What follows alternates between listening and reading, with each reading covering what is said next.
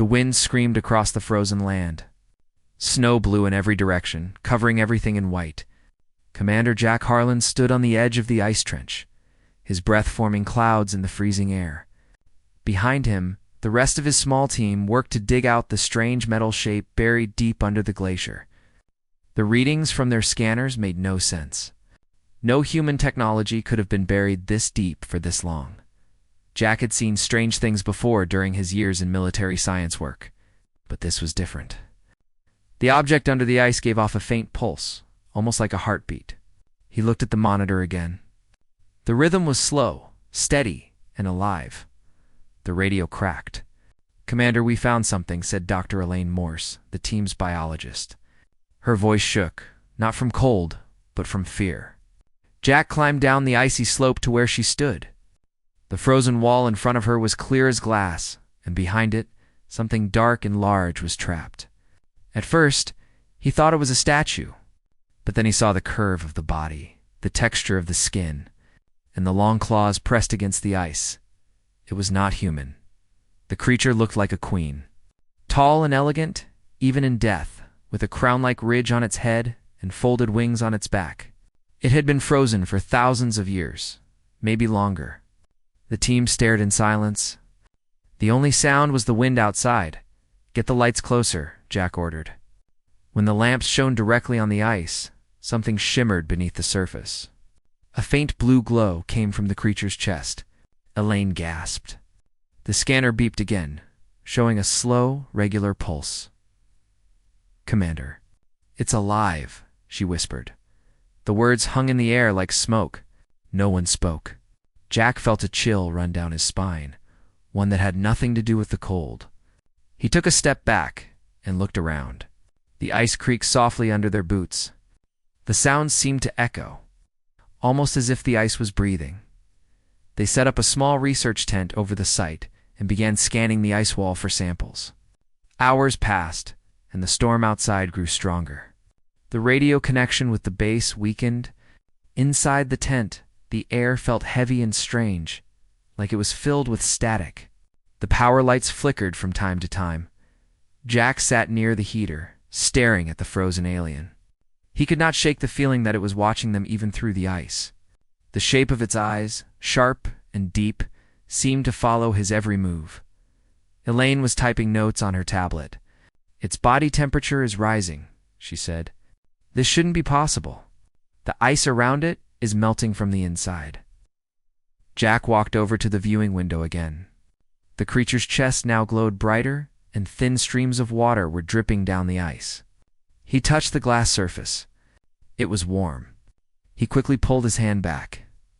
"This thing is waking up," he said quietly. Elaine looked up, her face pale. "Commander, what if it's dangerous?" Jack gave a dry smile. "Out here, everything's dangerous." Suddenly, the ground shook. The lights flickered again, and a low humming sound filled the air. One of the power generators outside began to spark. The team ran out to check it. As they opened the tent flap, the storm hit them with full force. Snow and ice whipped into their faces. They could barely see the outlines of their own footprints. Jack shouted through the wind, "Shut it down manually." Two men fought their way toward the generator. The sound of cracking ice echoed from below. Jack looked back at the trench. A deep crack had appeared right across the ice block where the alien was trapped. The blue light inside pulsed faster now, like a heartbeat speeding up. Elaine screamed. The ice split open.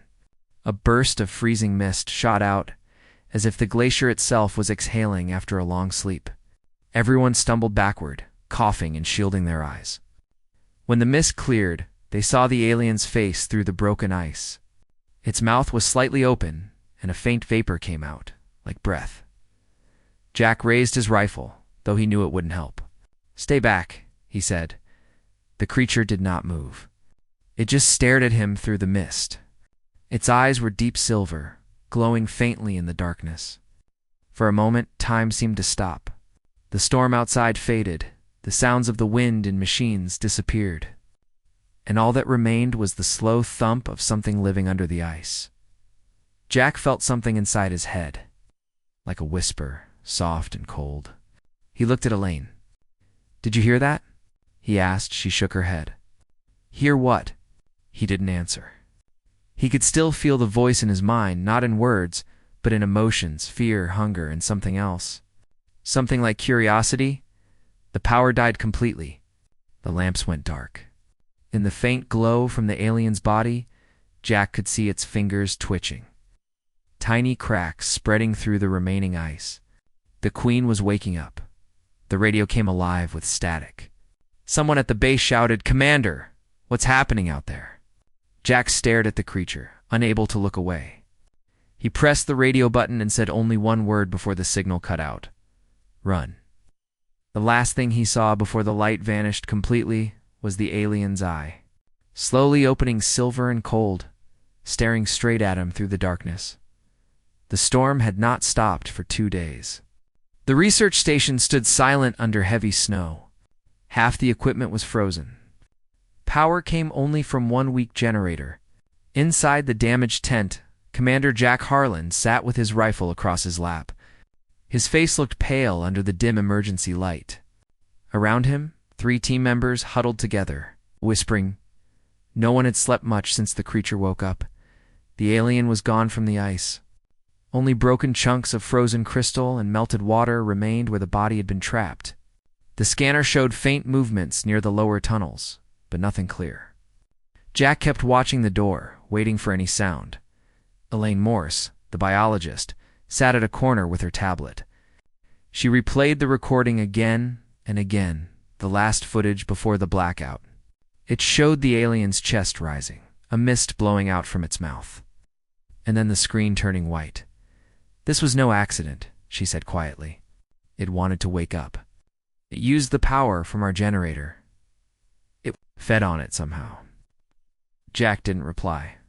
He was thinking about the voice he heard that night, not through his ears, but inside his head.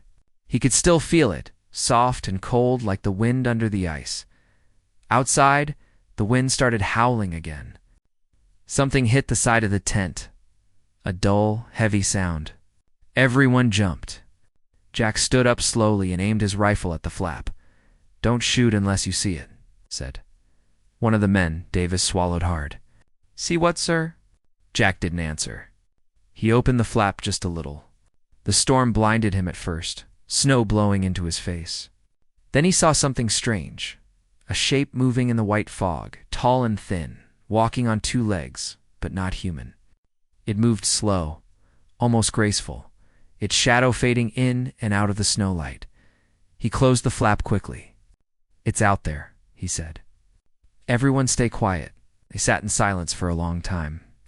Only the wind spoke. After a few minutes, Elaine whispered, "What does it want?" Jack shook his head. Maybe it's scared. Maybe it's looking for something. Later that night, Davis volunteered to check the lower tunnels for the missing food containers. He went with a flashlight and a small radio. The others waited. 10 minutes passed, then 20. The radio stayed silent. "Davis, report," Jack said into the mic. No answer, only static. He decided to go after him. Elaine tried to stop him, but Jack said, "No one else goes missing tonight." He took his rifle and moved into the tunnel. The passage was dark, the air cold and heavy. Water dripped from the walls where the ice was melting. He followed the footprints until they disappeared into a patch of fog. Then he saw the light. Davis's flashlight lying on the ground, still on. Next to it, the snow was disturbed, like something heavy had been dragged away. Jack raised his weapon and moved forward. Suddenly he heard breathing slow, deep, not human. He turned and saw her. The alien queen stood at the end of the tunnel, tall and silent, her silver eyes glowing faintly. She didn't move. Her skin shimmered like glass under the flashlight beam. Jack froze. He wanted to shoot, but something in his mind whispered no. Her voice came again, not from her mouth, but inside his head. It was clear now. "Help me." Jack stepped back, confused. The alien took one step forward, then stopped. Her expression was strange, not anger, not hunger, but pain. Images flashed inside Jack's mind. A burning planet, cities in flames, her people running from human ships. He saw soldiers in armor, Human soldiers, firing on them. The Queen screamed, not in sound, but in his thoughts. Then it stopped. She looked at him again and said, "Your kind destroyed us." Jack lowered his weapon. "That wasn't me," he said quietly. "That was long ago." Her eyes blinked slowly, like she was trying to understand. He felt something else, a connection, like she could feel his memories too. She saw his lost family, the faces he tried to forget. For a second, she softened. Then a strange sound echoed behind her, like cracking bones. From the shadows, something crawled out, small, dark, fast. The creature was like her, but smaller, moving on 4 legs. Its mouth opened wide, showing sharp teeth. Jack fired. The shot hit the wall, echoing loud in the tunnel. The small creature screamed and disappeared into the dark. The Queen didn't move. Her gaze stayed on him. "You bring fear? You bring fire," she said inside his head. Jack backed away slowly and turned to run. When he reached the main tent, he slammed the door shut. Elaine looked up in shock. "Where's Davis?" Jack's voice was low. "He's gone." "And that thing?" "It talked to me." The team stared at him, not believing. Elaine whispered, "You mean it speaks?" Jack nodded. "Not with words. In my mind. It remembers us humans. It thinks we destroyed her world." Outside, something moved in the snow again. This time, it wasn't alone. Several shapes appeared, faint in the blizzard. The sensors beeped multiple heat signatures, all closing in. Elaine looked at the screen. "There are more of them." Jack gripped his rifle and looked at the door. "No," he said. "There's a hive." Lights flickered again. The radio came alive with static. A single voice broke through, weak but clear. "Commander, something's under the ice. It's spreading." In silence. Jack stared at the tent wall as the sound of claws scraped across the frozen ground outside. He knew now this was no discovery. It was an awakening. And humans were standing right in the middle of it. The night was long and cold. The wind outside howled like an angry spirit. Inside the half-broken research station, fear grew stronger with every hour. The team didn't talk much anymore. Every sound made them jump. Every shadow looked like something alive. Jack Harlan sat near the door, holding his rifle tight. The emergency lights gave a weak orange glow. Snow leaked through a torn flap in the corner, melting on the floor. He hadn't slept in over 20 hours. His mind felt heavy, but he couldn't close his eyes. If he did, he saw her face, the alien queen, standing in the dark, whispering inside his thoughts. Elaine worked quietly, trying to fix the scanner. "We need to understand what's happening," she said, her voice trembling. "There are at least 4 more life forms near the base. Maybe more underground." Jack didn't reply. He stared at the frozen window. Outside, the blizzard had slowed. And through the fog he saw faint shapes moving under the snow, like shadows beneath glass. Suddenly, the radio made a noise. Static first, then a weak voice. "Commander Harlan, if you hear this, the signal, it's spreading." "This is Harlan. Who is this?" No answer, just static again. Elaine looked at him. "Someone else is alive out there." Jack shook his head. "Or something wants us to think that." Before she could answer, the scanner beeped.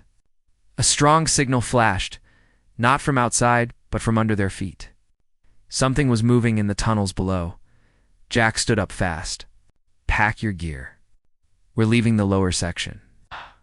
But it was too late. The floor began to shake. A loud cracking sound came from below.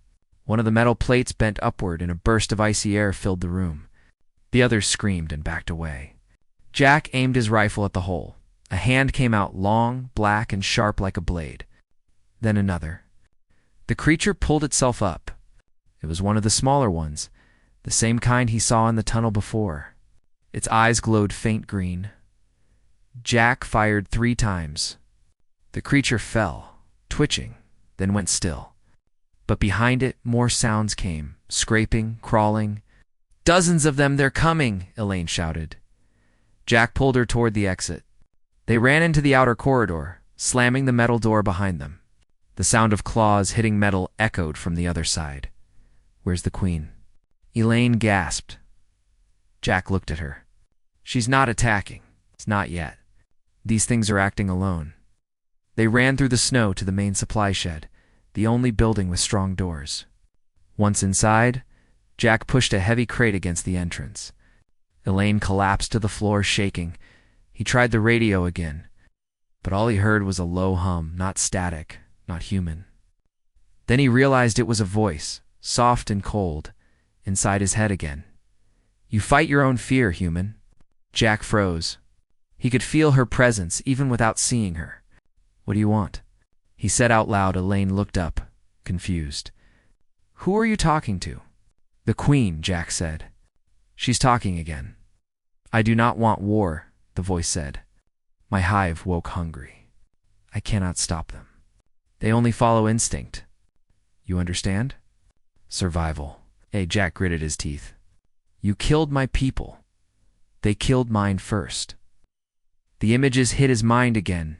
Burning skies, alien cities crushed by fire, human ships raining destruction.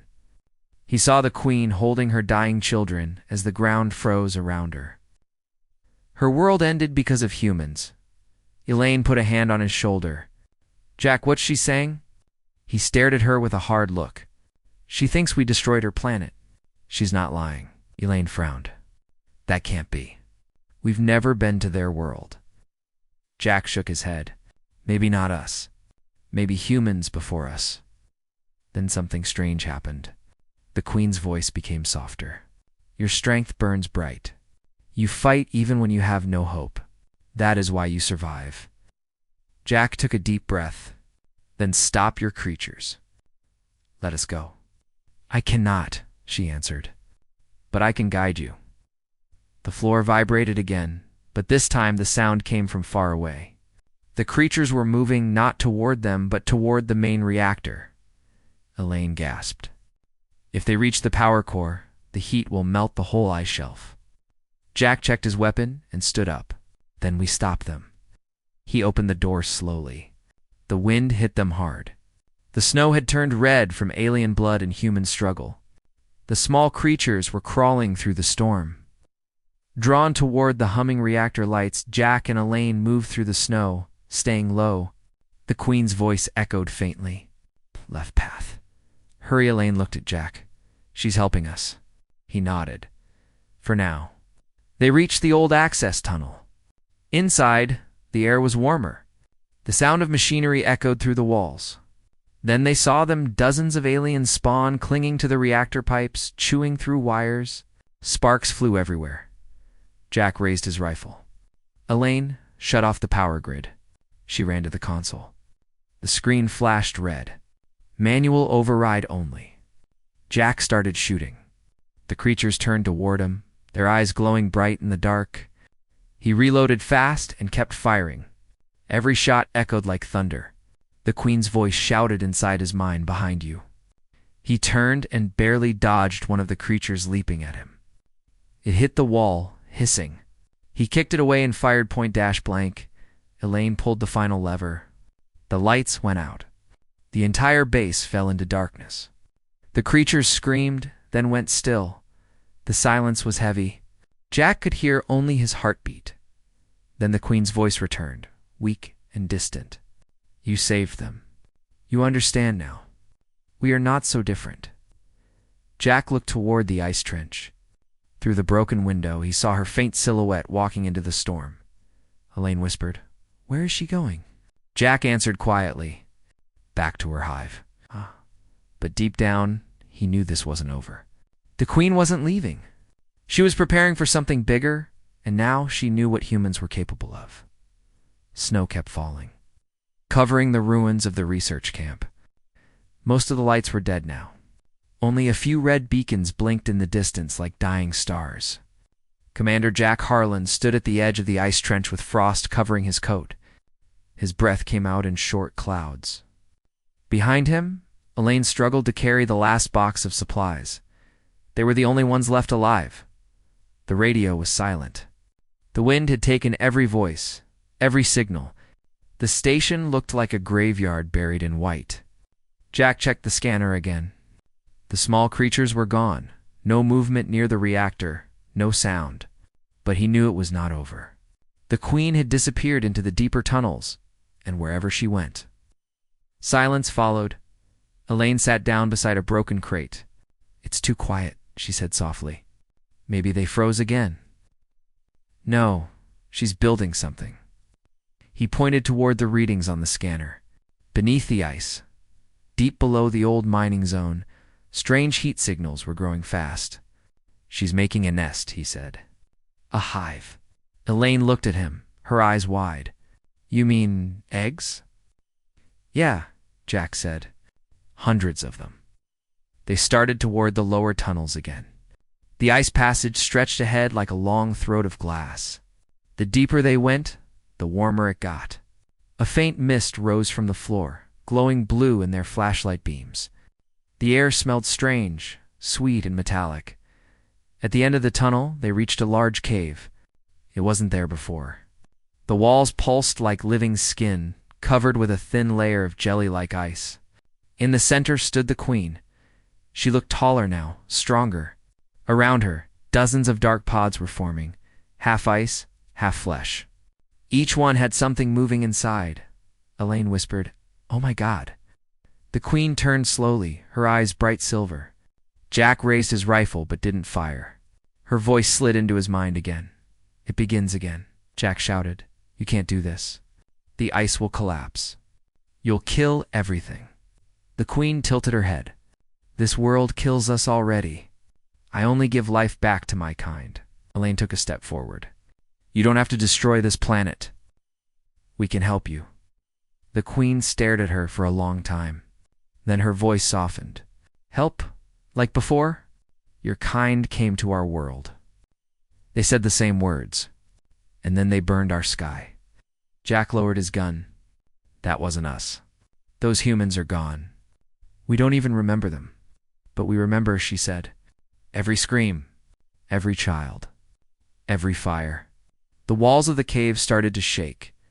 The pods were opening one by one.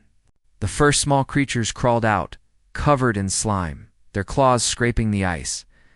Elaine backed away, trembling. "Jack, we have to go." Jack fired a shot into the ceiling.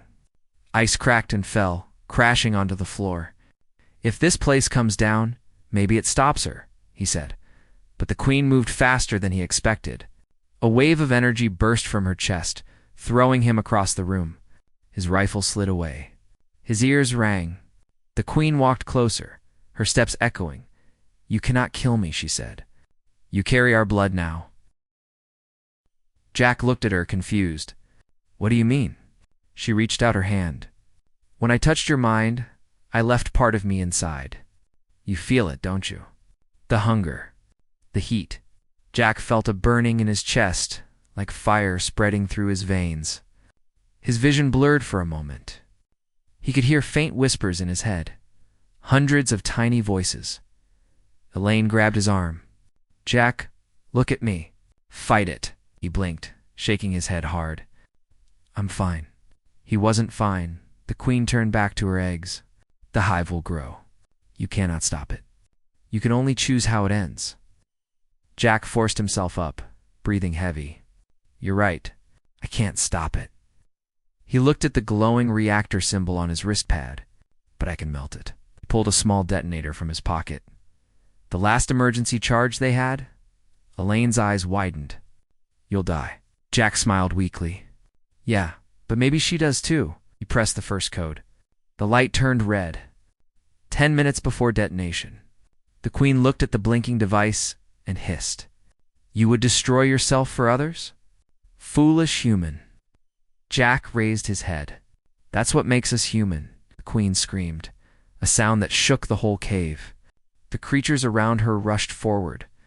Jack fired again and again, covering Elaine as she ran for the exit. The tunnel walls cracked. The blue glow from the eggs grew brighter. Elaine turned back once. "Jack, come on." He shouted, "Go! Get to the surface." She hesitated, then ran. Jack reloaded and kept firing until his rifle clicked empty. The creatures kept coming, claws scraping, eyes burning. The queen moved closer, her face inches from his. "You cannot kill what was never alive," she whispered. Jack pressed the final button on the detonator. "Let's find out." He threw it toward the reactor wall and turned to run. The blast was deafening. Heat and light filled the tunnel. Ice exploded outward in waves of fire. Elaine felt the shockwave hit her as she reached the surface. She fell into the snow, coughing. The ground shook. Steam and ash burst through cracks in the ice. She looked back and screamed his name. No answer came. The storm swallowed the sound. Minutes later, the ice began to cool again. The blizzard returned, soft and white, covering the scars of battle. Elaine crawled toward the broken trench. There was no sign of Jack, no movement. Only a faint blue glow deep under the ice, pulsing slowly like a heartbeat. She whispered, "No. It can't be." The light flashed once, then disappeared, and far beneath the frozen surface, something old and powerful began to move again. Silence. For a long time, there was only silence under the ice. Jack Harlan opened his eyes slowly. Everything around him was dark and cold. His ears rang. He tried to move, but pain shot through his chest. The air smelled like burnt metal and wet snow. His suit was half torn. The small light on his shoulder flickered weakly. He was alive. Somehow, Jack pushed a chunk of ice off his arm and crawled forward. The tunnel was gone, replaced by a hollow crater of steam and broken glass-like walls. The explosion had melted the lower levels. Water dripped everywhere, freezing again as it touched the air. He looked around. No sound, no movement. "No queen, Elaine," he whispered, his voice rough. Nothing answered. He pulled himself up and limped toward the faint light ahead. It was blue, coming from deep under the ice. The same glow he had seen before. His stomach tightened. He knew what it meant. The queen was not dead. As he got closer, the air grew warmer. His breath fogged the helmet glass. The light pulsed softly, like a living heart. And then he heard it again, the whisper in his head. "You survive. Always survive." Jack froze. "Where are you?" he said aloud. "Inside you." He touched his chest. The burning feeling from before had returned stronger now. He could feel something alive in his veins, something that wasn't human. Images flashed through his mind, her world, her pain, her endless cold. He fell to his knees. "No," he said through clenched teeth. "You're not controlling me." "Not control," the voice said softly. "Connection." Jack slammed his fist into the ice. "You killed my people. You turned my home into hell." "I gave you strength," she answered. "You fought my hive and lived. No human ever did that. You are not like them." Crawled to a wall and rested his head against it. "I'm nothing like you. Then why do you still hear me?" He had no answer. Minutes passed. The silence returned. He looked up and saw something glimmering above him, a metal ladder leading toward a small hole in the surface. With every step, the whispers faded. When he reached the top, the sunlight hit his face for the first time in days. The world outside was destroyed. The research camp had collapsed. Smoke still rose from the melted snow. Pieces of the station were buried under ice. Elaine's voice came from behind a rock. "Jack." He turned and saw her limping toward him. Her coat was torn, her face covered in frost, but she was alive. She ran to him and hugged him tightly. "I thought you died," he smiled weakly. "Almost did." He sat on the snow, breathing hard. For a moment, everything was quiet. Then Elaine pointed toward the trench. "Look." Jack followed her gaze. Far below the surface, blue lights flickered again. Dozens this time, spreading in a circle. Elaine's face turned pale. "Those are eggs. She's still alive." Jack shook his head. "No, not just her. The whole hive." Stood up slowly, grabbing a broken pole as a weapon. "We can't stay here. The explosion must have awakened more of them." Elaine frowned. "Where will we go?" "There's no communication. No transport." Jack looked toward the mountains. We find the backup outpost. 50 miles north, there's a snow crawler there. They started walking, moving through deep snow and shattered ice. The sun began to sink, painting the land in blood-red light. The wind carried strange sounds again, not the storm, but something else, scratching, hissing.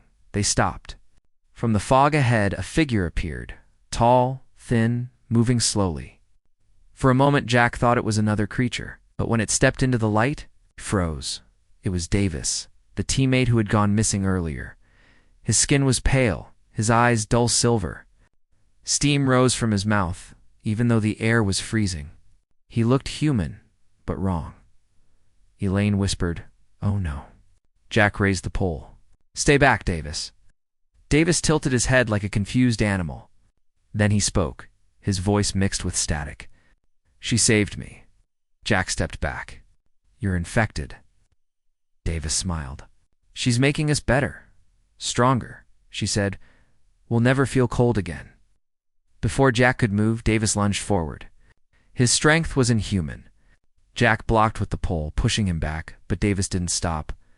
Elaine grabbed a flare gun and fired. The red flame hit Davis's chest.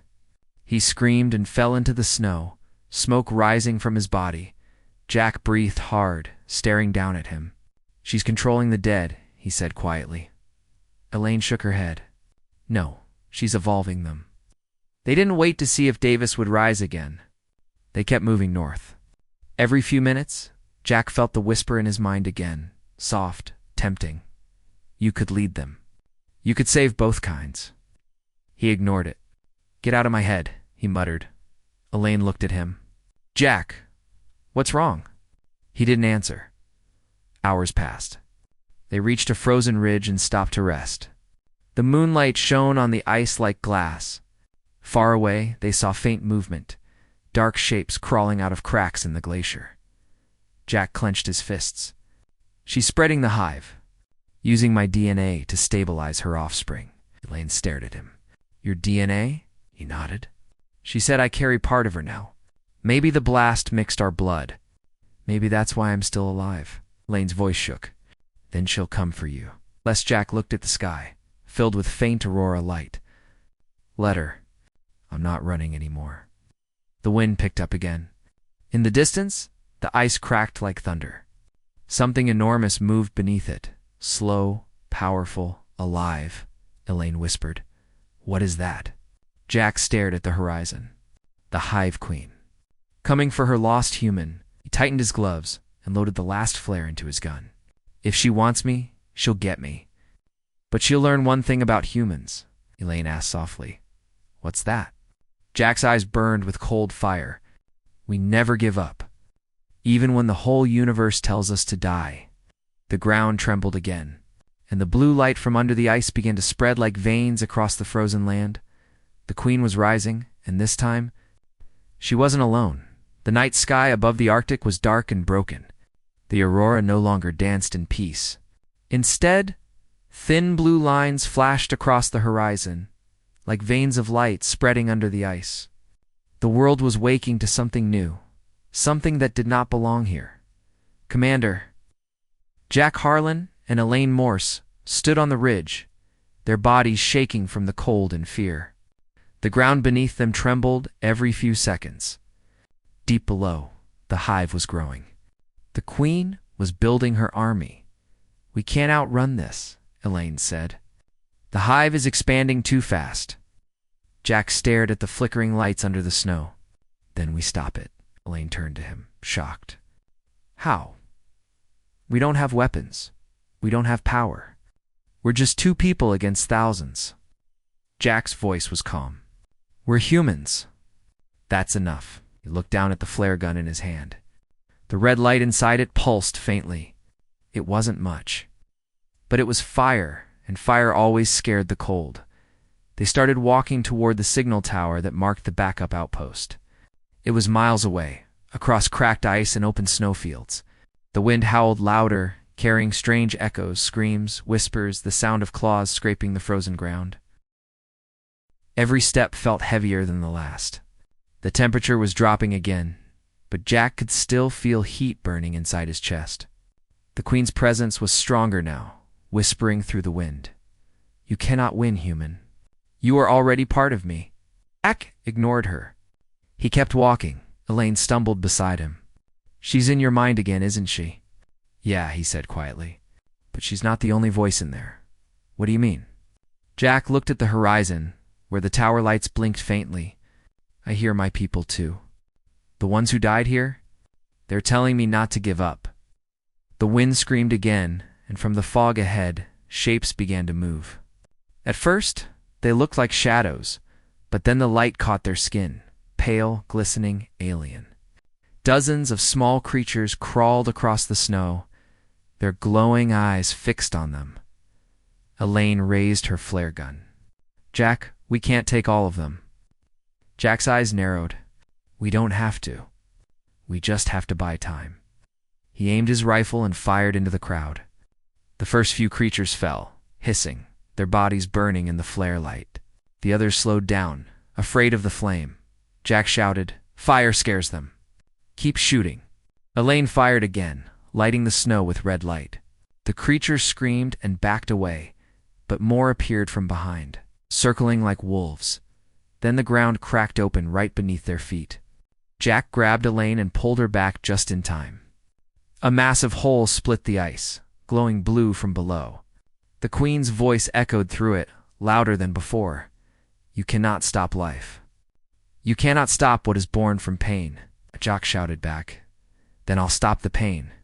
A huge shape rose from the crack, the queen herself. Her wings spread wide, shimmering with frozen mist.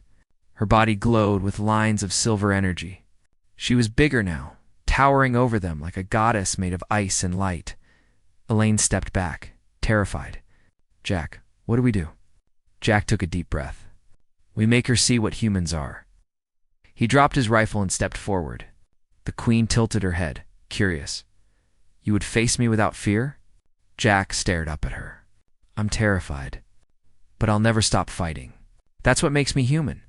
The queen moved closer, lowering her massive head until her glowing eyes were inches from his. I could crush you in one thought. Jack nodded. Then do it. But know this, you're afraid of us too. The queen hesitated. Her claws twitched. Inside her mind, something shifted. She saw his memories again, his family, his people, the earth burning, and yet humanity still standing. Every loss, every scar, every act of survival. For a moment, she was silent. Then the ground exploded again. The creatures screamed as the ice beneath them began to crack. Elaine's voice came through the wind. Jack, the reactor core, it's still active. It's going to blow. Jack looked at the queen. This place will collapse. If you stay, you die, and if I leave, you follow. He nodded. If you want life, it can't come from death. For the first time, the queen's voice sounded uncertain. You speak like a leader? I'm a soldier, he said. I fight to protect, not to destroy. The queen raised her head. The blue light around her flickered. Maybe that is why your kind survived the stars. The creatures around them stopped moving. The hive went still. The queen turned and looked toward the deep fissure below her. The ice cannot hold us. The heat will rise. We will sleep again under your world. Jack frowned. What do you mean? Before he could finish, the queen slammed her claws into the ground. A massive wave of energy burst outward. The light blinded him. When he opened his eyes, she was gone. The creatures had vanished too, leaving only steaming cracks in the ice. Elaine ran to him. What happened? Jack looked around, breathing hard. She went back underground, buried herself again. Elaine stared at him. Why would she do that? He looked at the sky where the aurora began to shine again, weak but real. Because she saw something in us. Something she didn't understand. Elaine sat down, exhausted. So, it's over. Jack shook his head slowly. No, it's sleeping. And when it wakes again, it'll remember what it learned tonight. He picked up a broken recording device from the snow. We need to send this to command. The world has to know what's under this ice. As they started walking toward the outpost, The Queen's final words echoed faintly in his mind. You fight without hope, yet you win. That is why your kind will never die. Jack smiled bitterly. Yeah, he whispered. That's what scares them. Far behind them, deep under the ice, a faint pulse glowed once more, slow and steady, like a heartbeat waiting to return. 5 years had passed since the day the ice cracked and the alien hive vanished beneath the snow. The world never forgot what happened in the Arctic. Jack Harlan's recordings spread everywhere. The voice logs, video fragments, the message he sent from the frozen outpost. Governments called it the Harlan Incident. Scientists argued if it was real. Some said it was a hallucination caused by isolation. Others believed he had touched something beyond human understanding, but the truth lay deeper. Hidden under miles of ice, Jack Harlan was no longer in the army. He lived in a quiet coastal town now, far away from the cold. His body still carried the scars, his left arm half metal, his skin marked by faint silver veins that sometimes glowed in the dark. The doctors couldn't explain it, but Jack knew. The Queen had left something inside him, a reminder of their connection. Every night he dreamed of blue light under the ice. Every morning he woke up to the sound of the sea, trying to convince himself it was over. One day Elaine came to visit. She had become a lead scientist in the United Nations Arctic Recovery Program. Her hair was shorter now, her face older, but her eyes still carried that same sharp light. You look worse than before, she said, smiling softly. Jack chuckled. I've been worse. She sat down across from him, pulling a small device from her bag. You need to see this. The device projected a hologram of the Arctic. The map pulsed with faint blue light spreading slowly across the ice sheet. Jack frowned. That can't be what I think it is. Elaine nodded. Energy readings. Identical to the hive's signature. Jack stood up, pacing. I thought the Queen buried herself. She did, Elaine said. But the ice is melting faster now. Satellite scans show movement again. Something is waking up. He rubbed his temples. You should have left it alone, Elaine sighed. We can't. There's something else. A signal. It's not just power. It's communication. Jack froze. What kind of communication? She looked at him seriously. It's not from them, Jack. It's from you. Your DNA? The frequency matches your biometrics. Jack's breath caught. She's calling to me, Elaine whispered. Maybe she never really left your mind. Jack stared out the window, where waves crashed against the rocks. The sound reminded him of that night, the tremors, the whispers. The Queen's voice, echoing in his skull. You fight without hope. Yet you win. He looked back at Elaine. If she's waking up, I have to go back. Elaine shook her head. No, the last mission almost killed you. We have drones, machines. You don't have to go. Jack smiled faintly. Machines don't understand mercy. And maybe that's what stopped her last time. Elaine's eyes softened. You really think she'll listen to you again? He turned toward the sea. If she remembers me, maybe, a month later, the expedition returned to the Arctic. This time, there were no armies, no secret labs, only a small research team and Jack Harlan among them. Wearing a reinforced thermal suit and carrying a pulse scanner, they reached the same valley where the hive once rose. The land had changed completely. The ice was thinner, cracked like glass. Strange shapes shimmered beneath the surface, patterns too perfect to be natural. Jack stepped forward slowly. The wind was silent. The world felt like it was holding its breath. He placed his hand on the ice. For a long moment, nothing happened. Then a faint vibration. A pulse. The blue light returned, spreading out from beneath his hand, like living veins. Elaine shouted, Jack, back away! But Jack didn't move. His eyes were wide. The voice was back. You returned, he whispered. You never really left me. The world burns above. The cold returns below. We wake because your kind burns too much. Jack's heart raced. You don't need to fight us. You can live. We can live together. Can life born of fire live beside ice? He looked up, his breath fogging the air. It has to, or we all die. There was silence. Then the ice began to crack again. The light grew brighter. But instead of monsters, something else rose from below. Small, silver-blue spheres, floating gently into the air like seeds carried by the wind. Elaine gasped. They're not attacking. Jack smiled faintly. She's learning. The orbs rose higher, drifting into the sky, dissolving into faint trails of light. It looked almost peaceful, like the earth was being healed, not harmed. The voice came one last time, soft and distant. You showed us mercy. We return it. Then the light faded. The ice sealed itself again, silent and still. Elaine looked at Jack. Is it over? Jack watched the horizon where the sun touched the snow, golden and quiet. Maybe this time, it really is. She smiled weakly. What will you do now? He looked down at his gloved hand, still faintly glowing blue. Live the way she wanted me to. Elaine tilted her head. You think she wanted that? Jack nodded. She could have ended everything that night, but she didn't. Maybe that was her way of learning to be human. As they walked back to the camp, the camera on Elaine's shoulder kept recording. It caught the faint hum of energy still running under the ice, a heartbeat steady and alive.